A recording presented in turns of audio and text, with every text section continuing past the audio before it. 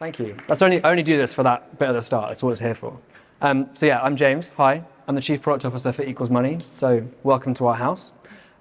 Equals Money is a business payments company that does kind of international payments, cards, expense management for SMEs, up to enterprise customers. We also now do banking as a service stuff for like fintechs, etc. So quite a wide range of things. Thank you to TRG for bringing us together for Design Roundabout today. We've got a very exciting conversation about the road to design maturity. First though, let's meet our three panelists before we jump into that. So Sandra, do you kick us off? Sure. I'm gonna keep it short. Short, snappy. Yes. So I'm Sandra, the head of product design at Equals Money. Been here 5 years. I'm really excited, guys, to meet you. Great. My name is Martin Yong. I'm a product designer at Catapult. We're a sports technology company. So if you've seen athletes train with a little vest and a little pod on their back, that could be us or one of our competitors, probably us. And I have a background in branding and interior design, exhibition design, product design, when product design was physical as well as digital. So thank you. And I'm Ray. I am the director of design and product. I put design first because I know which side my bread is buttered, I guess. And we're in a group of designers. I'm at a company called Backmarket. Backmarket is sounds very similar to Black Market, I know, but Backmarket is we're a marketplace for refurbished tech. So if you need refurbished iPhones, tablets, computers, that kind of thing, that's you can find it there.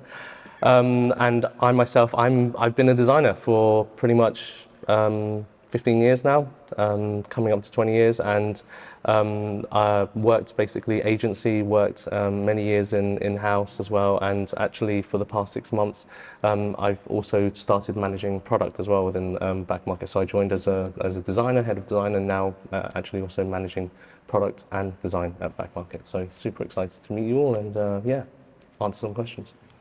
Excellent, thank you guys. So before we start, does anyone from the audience want to share their definition of design maturity with the room? Anyone, please? Just one person. No? Okay, well, I'm going to give my definition because I'm allowed to, and then if someone wants to shout out afterwards or disagree, you can. So the way that I think about design maturity is the level of integration of design within the business. The reason we picked this topic today is because Equals and Sandra and I joined 6 years ago. We didn't have a design function really at all. We didn't really have product at all, and it certainly wasn't leading the business or having a seat at the table the same way we'd expect of everyone else. So that's kind of why I want to talk about it now, because it's kind of a big journey we've been on, and lots of other businesses are going on the same journey, I guess. Before we talk about that, as individuals, outside organizational maturity, it's important to have that personal design maturity as well. So how does that work, and how does that play into your career progression? Maybe let's start with Martin today. Thank you.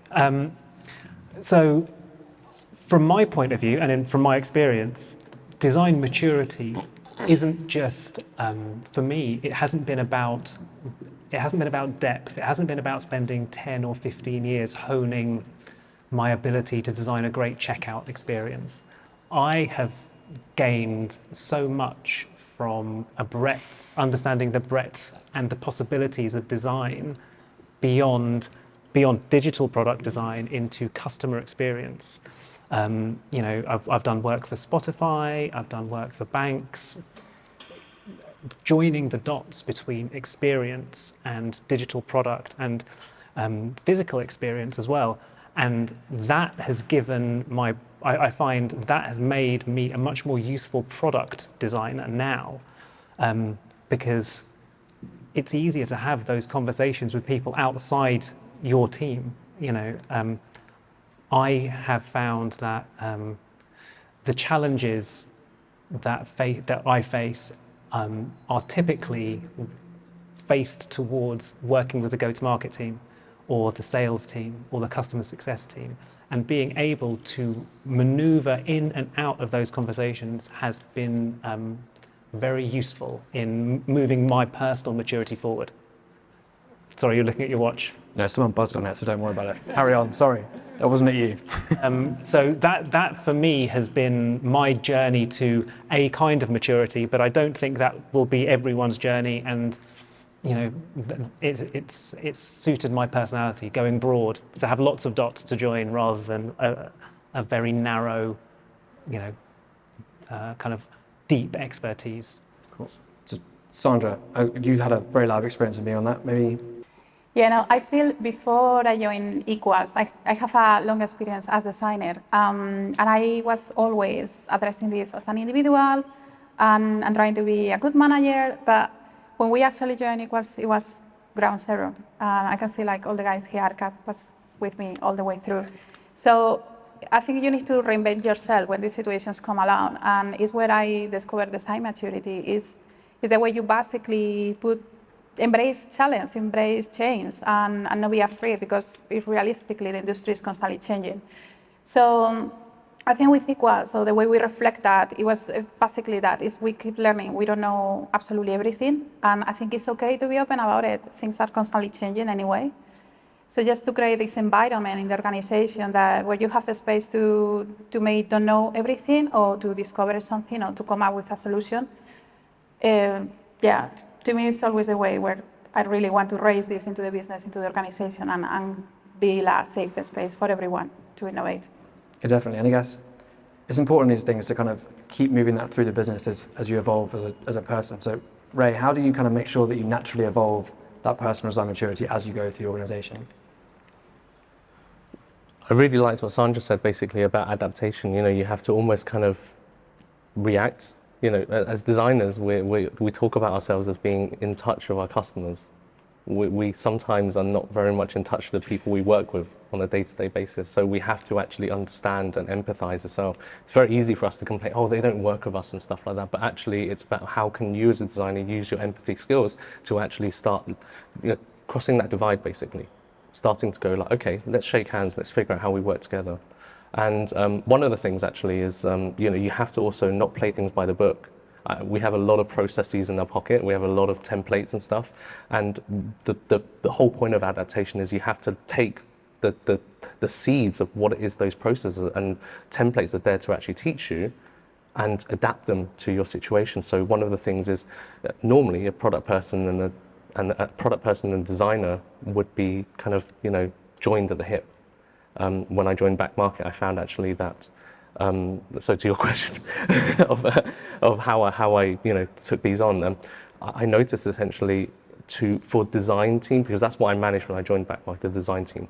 For the design team to actually reach a certain level of maturity, we couldn't work with the product people, because the product people at the organization were pretty much just pushing tickets around.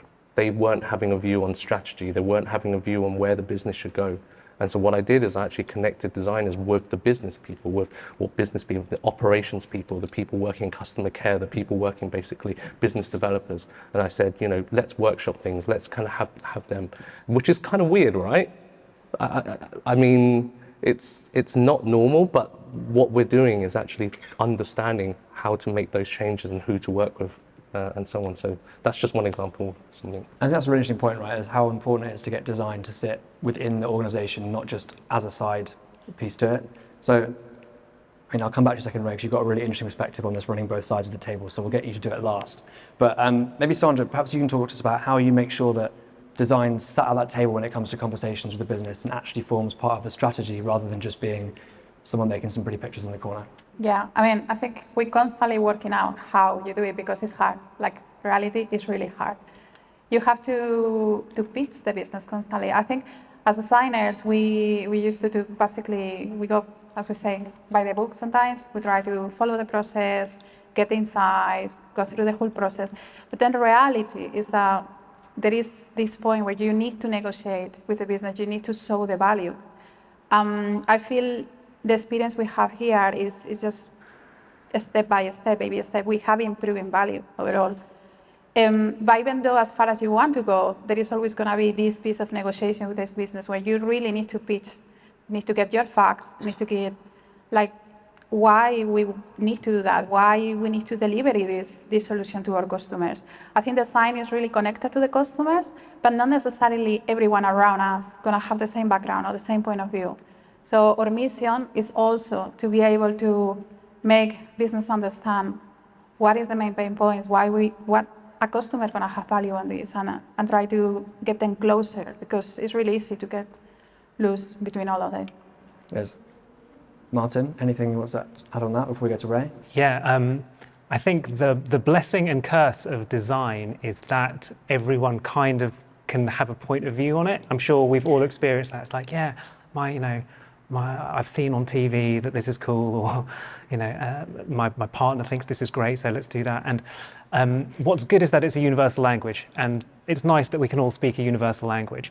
I think the difficulty is that, like I say, everyone has a point of view. So, I think rather than speaking the language of design with people outside the design teams, I often find it important to speak the language of reduced customer tickets, support tickets to the support team, or what's the go-to-market strategy in the Far East for this product.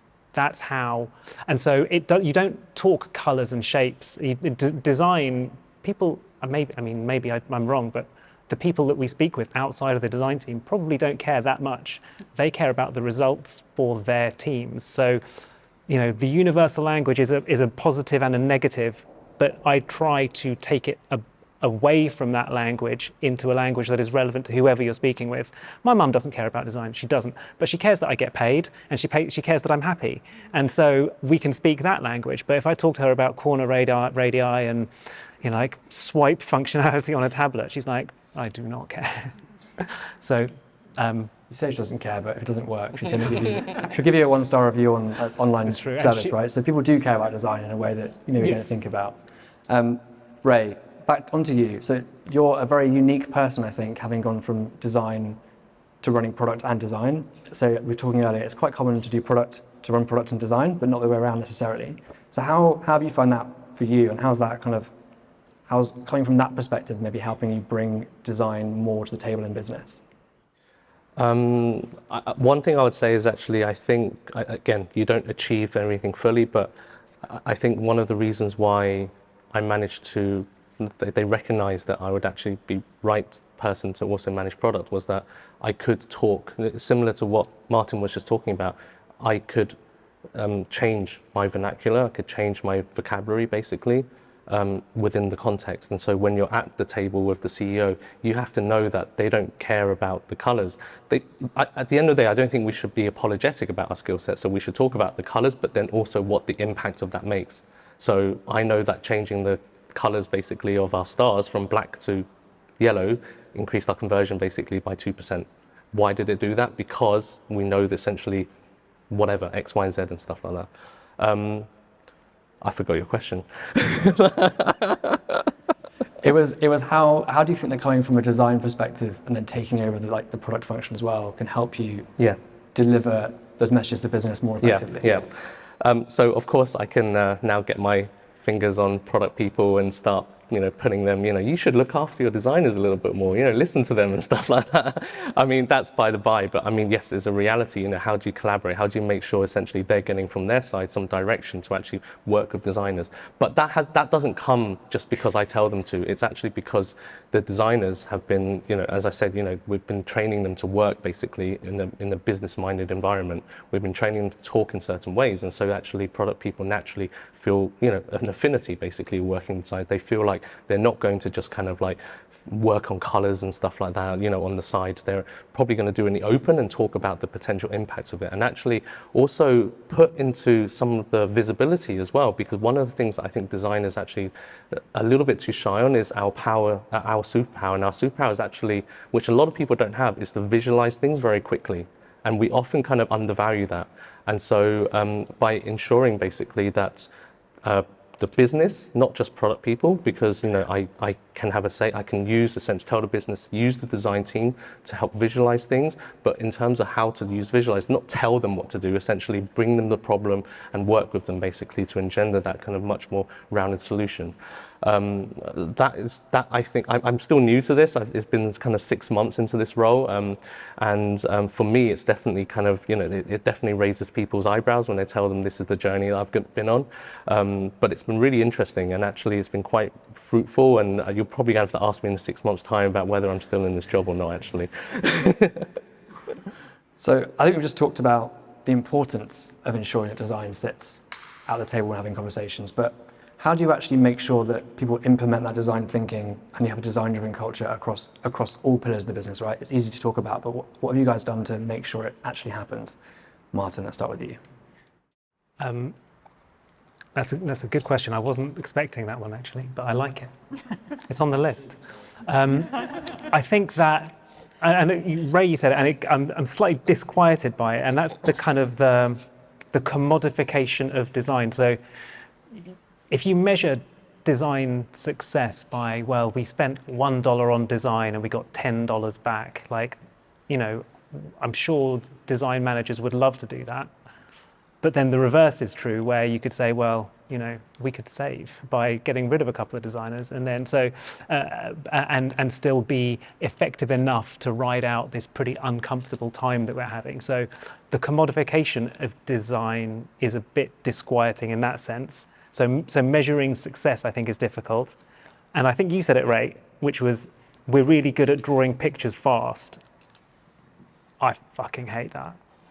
I hate doing that because it makes me feel Visualizing things. It makes me feel a bit cheap and dirty, because that's, you know, you're using me for my skills, but you're not using me for my brain. It's like I'm not going to say I'm like. Are you good at drawing things fast? I'm really good. No, I'm really good. I'm really good at making things real for people. Yeah. Sorry, but does that mean that I'm effective? Or does that mean I'm just trying to make friends quickly? Am I commodifying what I do? Because the moment you do that, that can be done by, you could use Fiverr for that, and my job is fucked then. Or you could use AI for that, which inevitably something like that is going to happen. So I wonder how, back to your point, James, like how you make sure it's there in the forefront. And my answer is I don't have an answer. Sorry. Okay. I have worries. Worries are good. Answers are also good. We'll see if we get there. Sandra, do you have an answer maybe? I can tell you where we are. That works, yeah. Yes.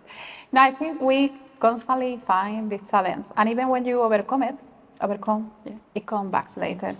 I think I got some of my developers here around, and we constantly having these conversations. Are we good enough? We collaborating enough? So I think they can tell you this, but I think the key thing is that we never settle. Like, we always gonna be doing things, and collaboration, we're gonna open a door to collaboration, and it's what we should do it. But there is always a new team, another department, and even when you got the collaboration right with a specific team, I guarantee you 2 months later, 3 months later, you need to revisit if this is still working.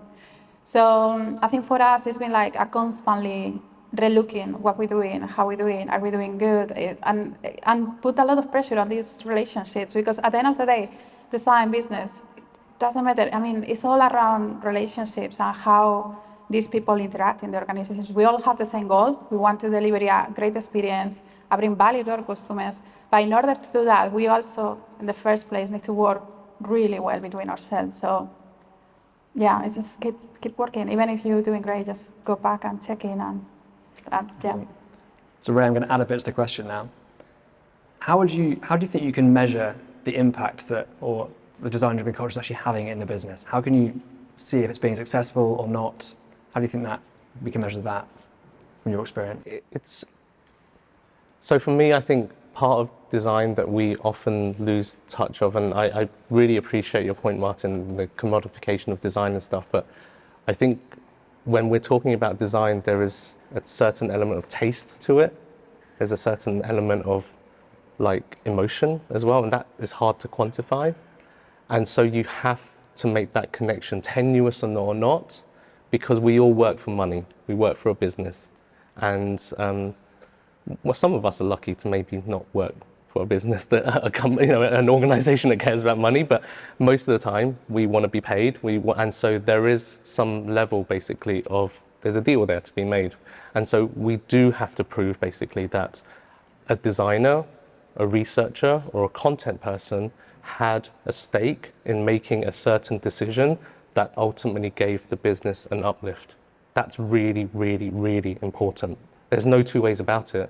I'm sorry, I cannot emphasize this enough. Like, you might not be the direct link, but you had a stake in it, basically. So, for example, you know, making sure research is part of the journey of building roadmaps, understanding actually what is the most important things to do, and then actually being able to accentuate that across the organization, that this researcher, hey, it came from this person. And actually that takes a lot of broadcast, because a lot of it is actually through a little bit of kind of showmanship in a sense, or showwomanship in a sense, where you also need to demonstrate. So, for example, not the research doesn't just come through decks and come through the roadmaps, but you probably give space to the user researcher to present or share it via Slack or whatever, that, hey, I found this insight out and it made the connection point to this project, which then had that impact. That's really, really important. And that all comes down to basically us being able to tell stories effectively in different ways to different people, basically.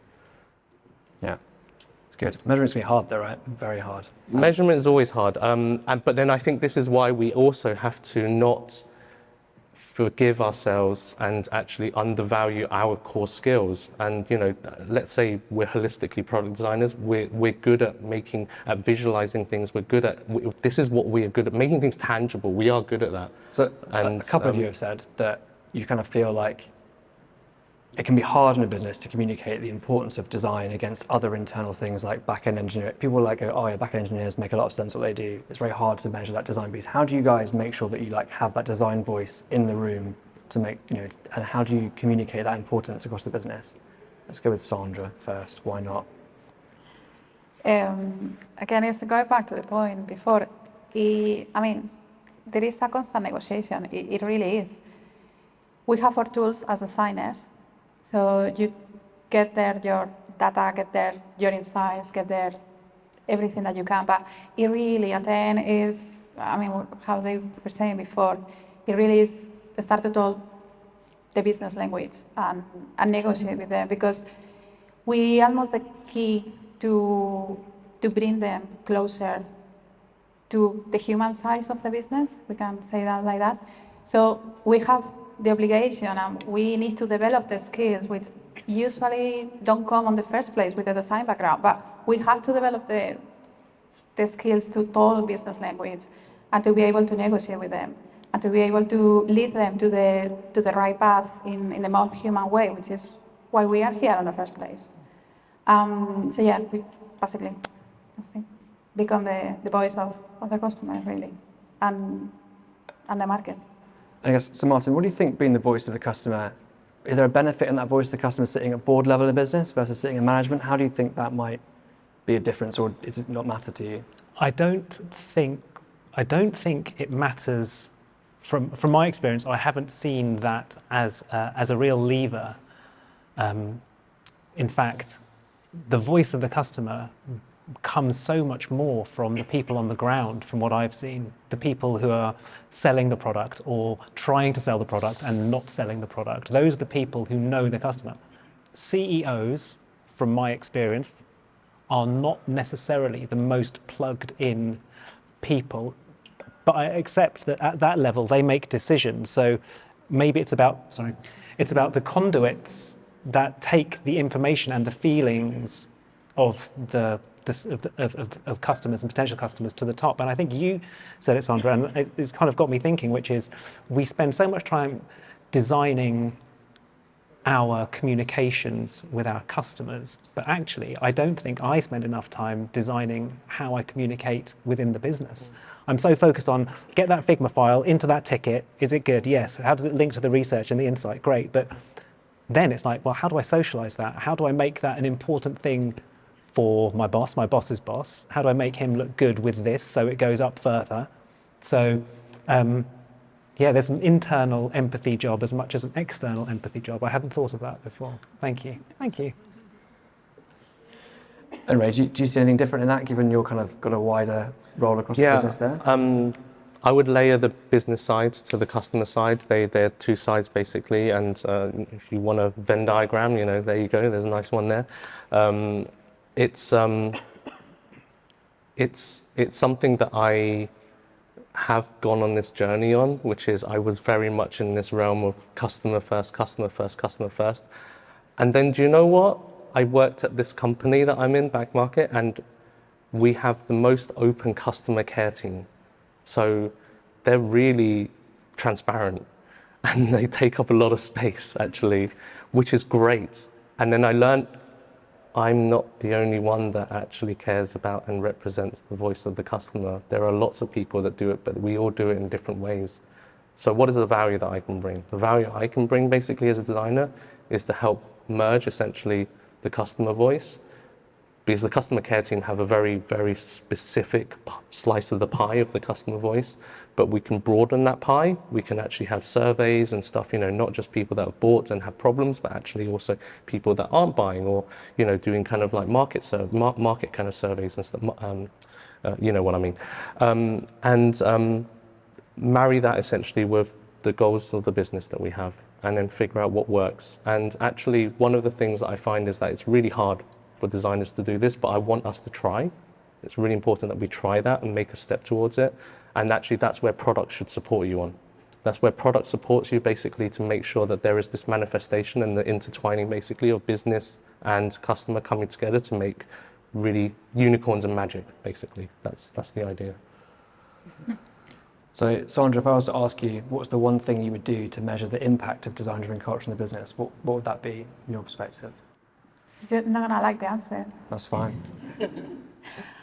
I on the mind that I don't think realistically you can measure that. You can get a close idea of what is your impact. You can have results. You can, you can have data. You can have surveys, but it is very abstract to measure your design maturity. What is your design maturity, or even in which department you have that design maturity? I think it's constantly moving, and even though we can say you are on step 3, step 4, it doesn't matter. Like companies itself, the market, the industry is evolving all together along quite fast as well. So before we take some really good design maturity, today is almost the standard. You must be there. So I think it's really abstract to measure. You can measure and give value to the business, and you can give results. But yeah, sorry, a little bit controversial answer for this topic, but yeah. I'm not super clear that honestly, with all my heart, I can say, yeah, we are on step 3 or 4 design maturity across our business. I didn't know we were assessing at steps. It's good to... Yeah, it can be one. Ray, Martin, either of you have a way you can measure impact on that? I mean, if I end the day feeling like I've really done a good day's work, I probably have. I think it's like I've tilled the soil. Like if I feel like I fucking tilled that soil today, I'm like, yes. And some days you get it and some days you don't. And I fear the quantification of it. And maybe, but I suppose when it comes to my annual review, you kind of need to tick a box. Did he do a 5 or did he do a 6 or did he do a 7? I don't know. Like, probably a 5. But it's, it's about a feeling. It's just a feeling. It's so hard. And I'm not in that management role. I don't need to do it to other people. I just need to know that, did I feel like I did a good day's work? Did I earn my money today? Did I move the business forward? Did I not piss off too many people? Did I feel challenged? Piss off as many people. do I feel challenged, but do I also feel like I'm being productive? So like, I'm not quite at the level where I need to worry about that yet. And maybe I won't ever, because that's not always everyone's path either. I think it's a personal journey. I really love that. We often miss that personal aspect of things. We're working for others and stuff, and we forget ourselves. I really, really like that. Do you feel comfortable and happy, basically, with what you've delivered?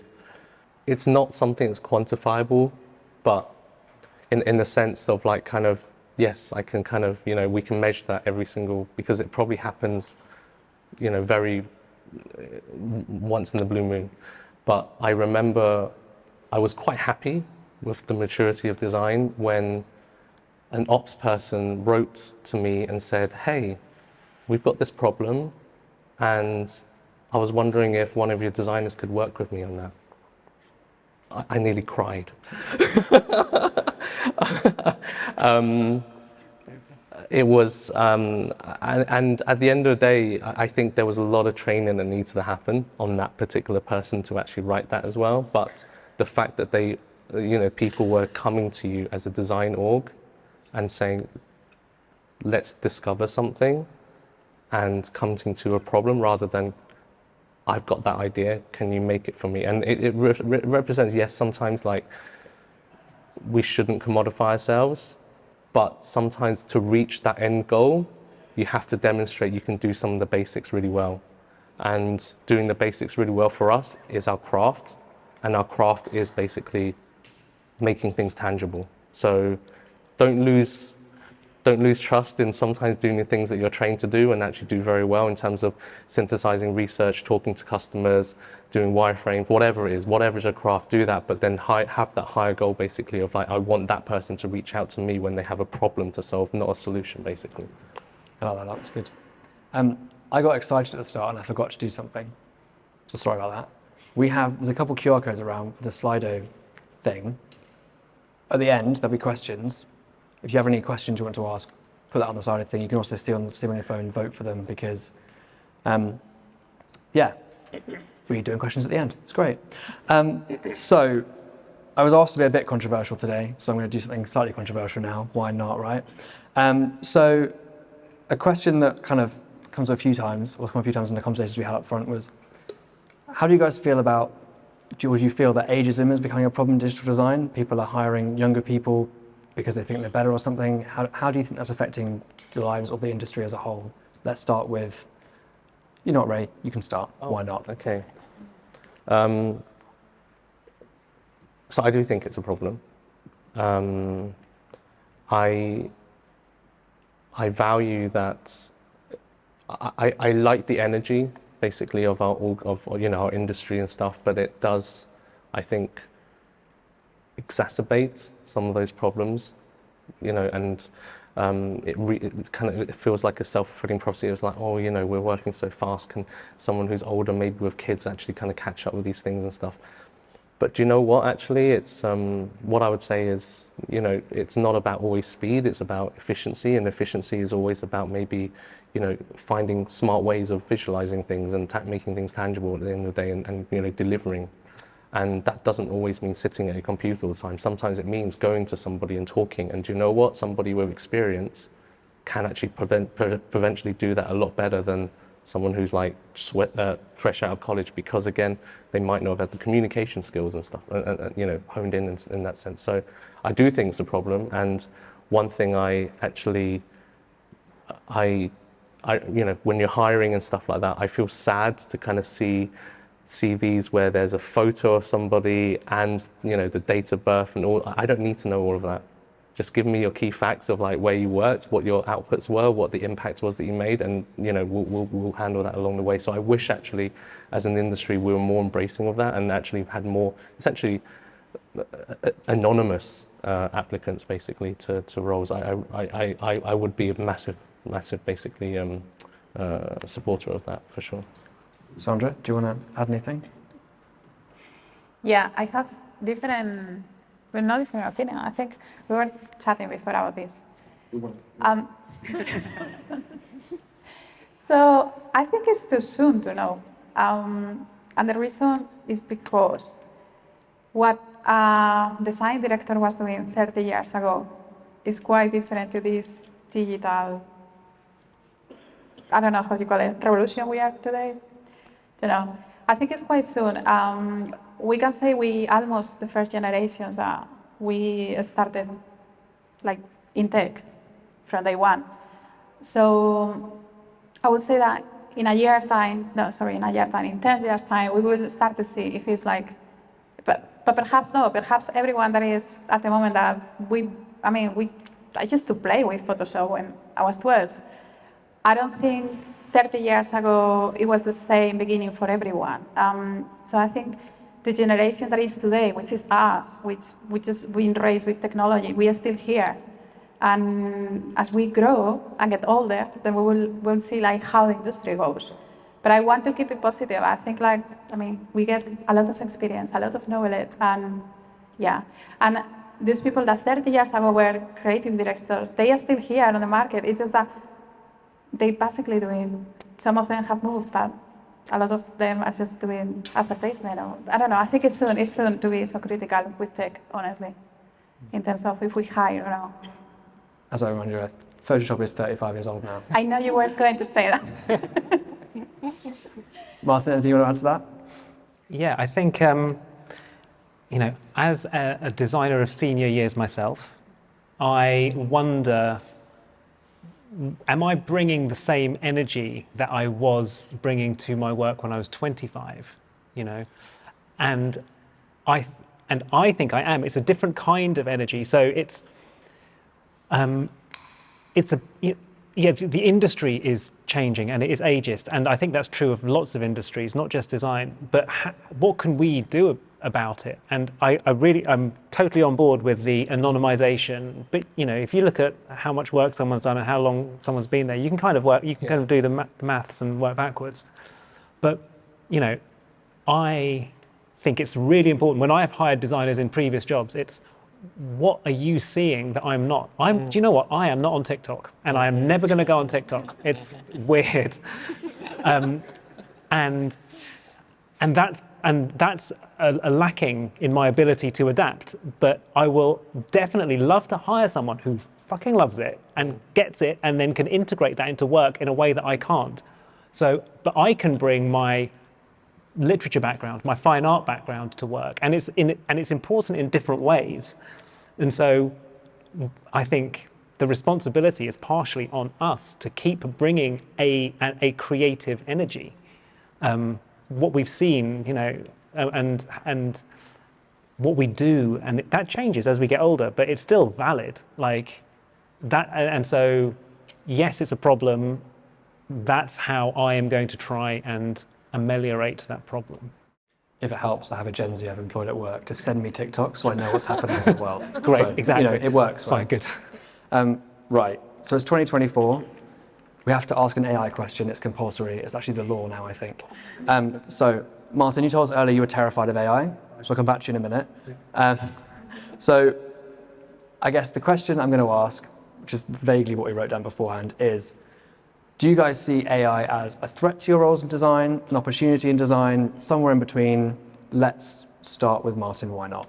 Somewhere in between. And I was thinking about why I'm kind of scared and kind of excited. I'm not worried that AI is going to take my job, because so much of my job is constant incremental iteration by speaking to different people all the time. I have done work where I've gone to the right answer too quickly, and no one believes it because, oh gosh, you didn't speak to like these 300 people. God, no, I didn't. Sorry. So, and once you've figured that in, how can AI? It can't speak to 300 people more quickly than me. So how is that a threat? I think the threat is, or maybe it's the opportunity actually, which is it's just going to soak up all the boring work that I don't want to do. Just give me that, and I will happily take that, because the higher level stuff is not going to be affected in the near-ish future. That's my futurology postulation. Which are definitely words. Ray, how do you feel about AI? Does a mid-journey terrify you to death? I'm very much with Martin on this. It's in the middle, and actually, I found a lot of the team to be scared, putting their head in the sand, and we had very, very many talks basically about AI and how I'm not going to be firing a team because we now can, use AI to do certain things. It's a co-pilot. I think that's a normal kind of description that people generally talk about. It helps you do basically certain things, as Martin said. It's so I'll give you two cases basically. One which is our research team. We have never found the right tool as a repository. And actually we're on an iteration where we've built a mini AI basically in-house where you can type in a question and it scans all of the, we use Confluence, all of the research findings, and it's supposed to give you something. Problem is, it still lies. So it's not. It's a lot of hype about it. We are trying different things, but it's not even for things that make sense. That like, oh yeah, connecting dots and that makes sense. It should do that job. It doesn't even do that very well. So I'm not super worried, but I think actually we have to still work with it. It's a tool, and we have to still use it, and also demonstrate essentially its lacking, so that essentially the hype doesn't blow up too much in that sense.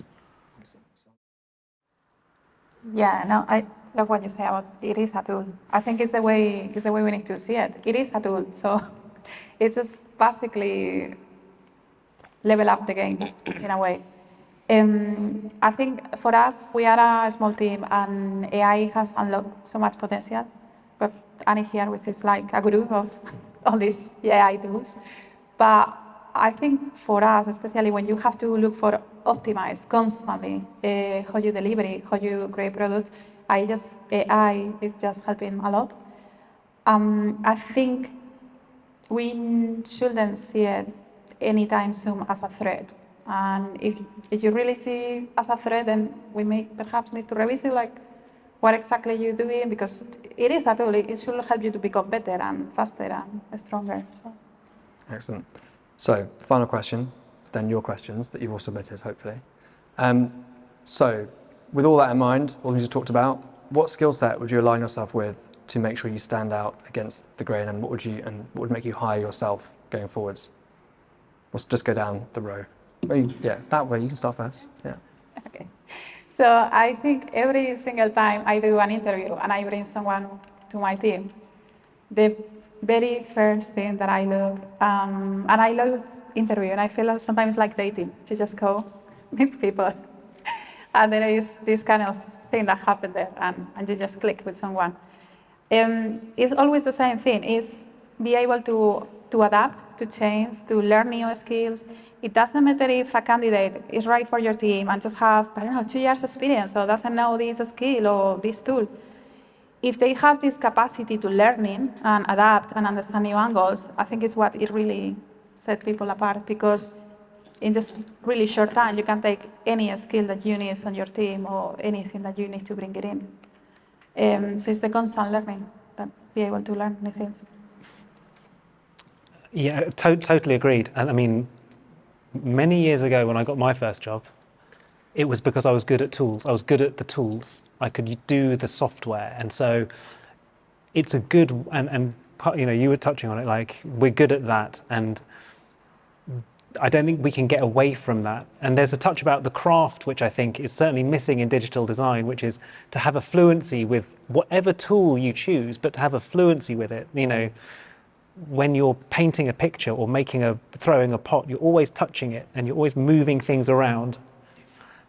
You're always touching and moving things around, and that's how we should be with whatever tool we choose. It's probably going to be Figma, let's face it, but like, you know, some people are probably using XD, I don't know.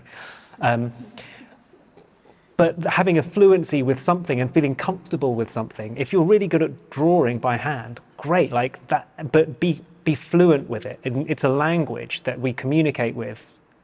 So I think, yeah, it's something that I think we could see ourselves more as craftspeople, and then the onus slightly changes. It becomes about what we bring and how, and our attitude towards our tools.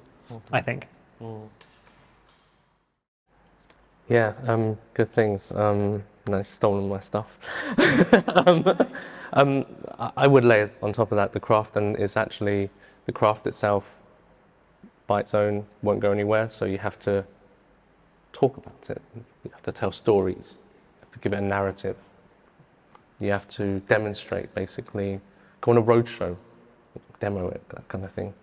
And I think that's something that we sometimes, I would say, if that's one key skill that will really level you up wherever you're working, because it will get you noticed, it puts you on a pedestal, and it allows you to take feedback. It allows you to react and actually figure out, go like, oh, do you know what? That's an interesting point of view. I can change that based on that. And like you said, it gets you out there talking to all these different people. So actually it might hone your solution in a better way as well. Yeah, take your designs, tell stories about it, give it a narrative. I think that's one of the key things, key skills. Okay, so the first question on here is going to university a waste of time if I want to break into design? Ray, you go for it, why not? You have the mic. No, it's not a waste of time. It's what you make of it at the end of the day. When you say, I actually didn't go to university. I went to a college, art and design college. I was one of the only people in my school that went to an art and design college. But I think it's the same kind of thing anyway. But if you pick the right place to go, you surround yourself with creativity, you surround yourself with different opinions, and I think that's what's important actually. For me, I think, I don't know, I don't want to make this into a bigger thing, but I think university is just an experience. It's a very expensive experience right now, so I completely get that it might not be the most optimum thing to spend your money on. But I don't know, maybe you've got a different point of view. Very quickly, I don't think it's necessary at all. I think all the things that you've just said can be done in other ways now. I couldn't surround myself with creativity when I was brought up in Barnet in North London because it's the suburbs, it's fucking boring. But now you've got the internet and you've got all these subcultures, and if you're good at the tools and you surround yourself with interesting people, probably they're on TikTok as well, and I'm not, like, you could get, I think you can. I don't think it, but I mean, it's fun. I mean, I went to university for too many years and it's a lot of fun, but I don't think it's necessary. Okay, Sandra, I'm going to ask you a different question because we have a lot. So I'm basically going to follow both I'm going to of ask you a them. different question. Oh, different question. Calm down. So, how do you balance aesthetics and functionality in your designs when they seem to conflict with each other? They shouldn't. I mean, short answer. I think you just basically do it. They need to balance. There is no good design if one of them is lacking. They just need to work together. And if not, then repeat. Do either of you disagree with that? Totally agree. Work Great. harder. Do it again. Okay. No, these are changing order. It's great. Okay. How do you? I'm going to actually ask. I'm going to ask Ray's question because you've got a specific thing. So, how do you approach creating a good process when working across departments?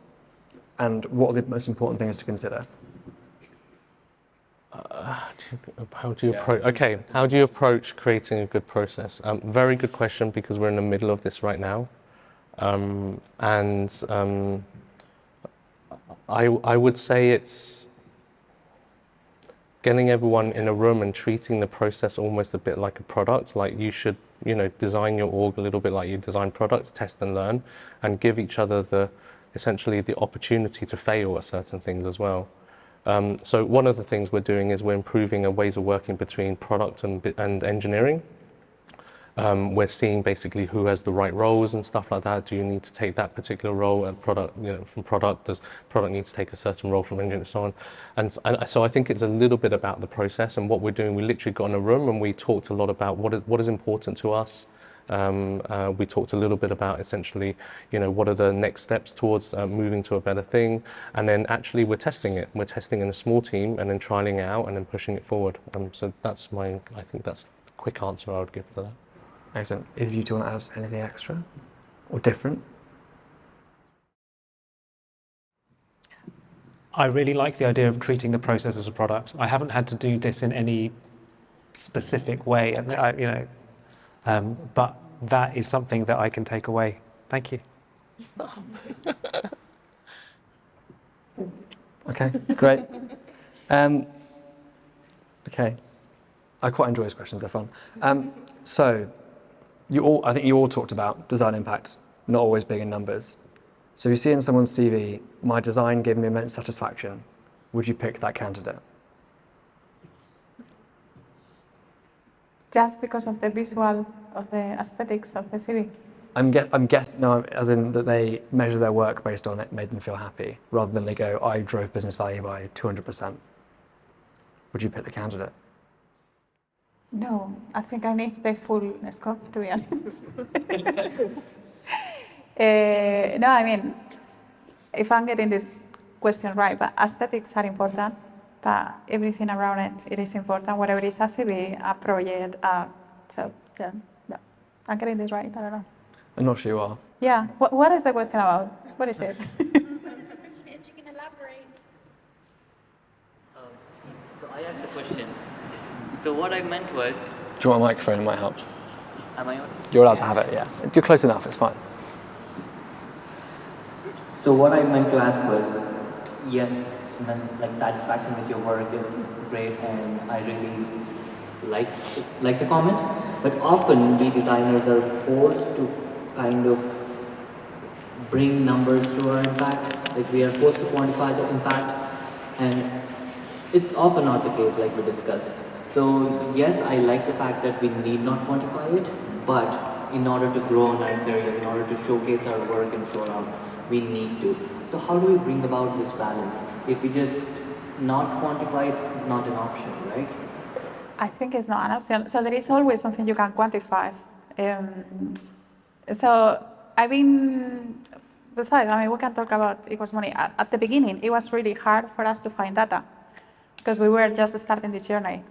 But there is always something that you can quantify. You can quantify the number of users you bring in a year time. You can quantify how the stock market rise. You can quantify the satisfaction of reviews in whatever. There is always a number that you can quantify if you want to build your resume, like your CV.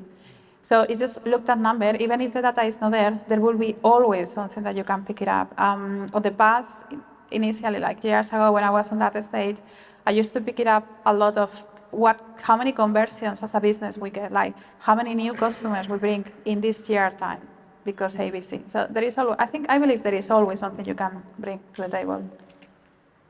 Weirdly, there's a question that's kind of the same thing on there. So I guess, like, what do you guys think are the best metrics you can use to quantify the impact of design and your design and design maturity in the business? They're kind of related. Just very quickly on that point though, sorry, because I was thinking about that. I would love to know what gave you satisfaction, because that's the spirit. Like, I want to work with someone who brings a spirit of creativity and a little bit of joy and a little spark. So you might, the numbers might be useful in, you know, like making it look like you really know what you're doing.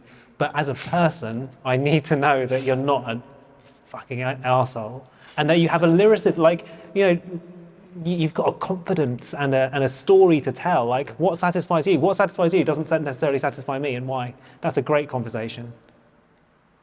That's what I think. I would say I want to know like, I've done this, and I can look through Mixpanel, and I can find whatever numbers I want, and I can cut them whatever way I want. So, and I can tell whatever story I want, because I can make a bar chart look however I want it to. So tell your own story, because we all do anyway. How's that? It's a pretty good answer, to be honest, yeah. Right, anything you'd say differently? Nah, it's your own story, isn't it? Okay, good. There was a question, since you have it in your hand, specifically for Ray. So Ray, has your role as head of product and design, with a design background, facilitate integration with the design team and other business functions, or not? I'd assume yeah. I wouldn't say it was a blocker that I didn't have the role. I think this role came about because I was pushing, asking for forgiveness rather than permission. I pissed a lot of product people off, and now I'm managing them, which is weird. I cut them out of the deal a lot. I got the designers working with the operations people, the care people, and the product people didn't like it, but the business saw the impact, and the business saw basically what we were doing was the right thing to do, and so they gave me now the responsibility of pulling product up as well. I would say the role is a result actually of what I'm doing, but it does give me more permission now to be more pushy with product people. I think I mentioned it before, you know, get them to actually, we have a very specific context at my company, basically, where the product people are probably acting more like product owners. I don't want to use that too much, but I want them to be a little bit more, you know, vocal on certain things and not just push tickets around. But that's my role at the moment, I'm finding. Given the risks of commoditization of design that you guys have mentioned a lot, do you think that evangelizing design to the rest of the business can embed it as a core value? We'll come back to Sandra, I guess. You haven't spoken for a while. Sure answer, yes. I think it is. I mean, it's very hard, and I never been there as a core value. We're not there yet. I wish we were there yet. But yeah, I mean, we can see very, very successful companies have design on the core of the business. I'm not gonna go to the classic Apple, Airbnb, but it really, design, if once is completely on the core value of the business, you can go super far off. So personally, I've never been there, I wish. I'd really need to find out how to go do that, but yes, I think you can do it, and it's really positive. It's an organization, you get to that point, then you have the sky really to fly. I think maybe it's the word evangelizing, which is probably not quite the right word there, because I think does that mean that people are just going to come to you and you're like some kind of spiritual god and you're going to be like, I'm a designer, this is correct? I think it's more about, you've spoken about it, which is about earning that right, because yeah, I mean, we do what we do because we love what we do and we want to be listened to and we want to have pay, we want to get paid and we want to do good jobs, and get satisfaction from that. And the commodification of design is, I mean, originally as a hardware product designer, I did some work for Nokia, Adidas, stuff like that. None of that work really happens in London. Nokia obviously doesn't do hardware at all anymore. So that, like, there is a real danger of that stuff happening, and I've seen that. And yeah, how you embed that, you've just got to prove it, I suppose. Yeah, I've got nothing to add to that. So yeah. Okay, we'll go for the next one. So in a startup, which member employee would you recommend as a designer? It really depends. I mean, if you were Airbnb, it would be the first employee because he was a designer. If you're working for some kind of like SaaS company, Datadog, probably a 100th. It's contextual. I mean, let's not get hung up on where design sits, basically, in some kind of fake priority order. Look, you don't want to be at a company like Datadog as a third employee as a designer. Datadog is a monitoring. I'm learning a lot of this stuff now, actually, in my new role. It's a tech monitoring tool, basically. You don't want to be the third employee in that kind of company. It's not going to be good for you as a designer. So, contextual, I would say. But it might be good because I was just about. Yeah, I was the first employee at a startup, and it was like you'd think it wouldn't need one, but actually, you do kind of shape things, and you do know where all the bones are buried, and you know your way around, and so not just to execute good design, but you know everyone who's come in after you, and they look to you for how things work. How do you get things done here? And so you do end up with like a little tacit voice, not necessarily as a designer, but inevitably you are a designer, so you've got that. So I would say first, brilliant. Kind of agree with both of you, to be honest. I know it's different, but it is contextual. You're completely right on that. And it depends from business to business. But on the other hand, the very first steps are really critical. And that is where you can bring a designer. Although you can not necessarily have an employee designer at first, you may get freelancers, you may get relationship with other people. But it's really that if, as a startup, you just from day one bring design to the table, you have a lot more chances to succeed on your startup journey than if you do without. That's very true. Right, the final question, and it's the top one on the board, which I think is a great one to end on. Any advice on how to network with other designers and people from the industry, apart from being here this evening? Who wants to go first? How do you guys do it? I mean, I'm doing this to do that. You know, I've been keeping my head down, just doing my job, and things have kind of, the world has moved on. You know, I'm going to put thought leader on my LinkedIn profile tomorrow. Now that I've done this, but that's kind of how it is. Like, I mean, it's hard, isn't it? Because you've got to prepare, and you've got to meet people, and you've got to put yourself out there and hold a microphone, and it's fun, thanks Mobby, but hard. Yeah. Yeah, you have to put the hours in essentially. It's like, I think events like this are great. And actually, to be honest, I think I was surprised, and also like it's amazing to hear that you picked us for the first one after COVID. It's like it's like why us? I mean, I think COVID was a massive dampener for these kind of events, and actually, I'm really happy that they're back. I'm learning the London design industry because actually I was living somewhere else before, and I came back and then COVID hit, so there was no event. So I'm really happy to be here, and I think it's just doing more of these things, meeting more people, and yeah. I think maybe the job just isn't enough anymore. Is kind of what I'm thinking. To be good at your job, kind of sadly, just isn't enough. Sorry. Yeah, no, that pretty much copy the same. Yeah. Just come to this event, come often, let us know the next one. Thank you so much. And approaching us afterwards, just bring us some food because we're quite hungry. And then we'll talk to you. Cool. We'll end it there then. Thank you all. Thank you guys for being here. Thank you all for coming. I think we should give them a round of applause probably for doing that. Sure.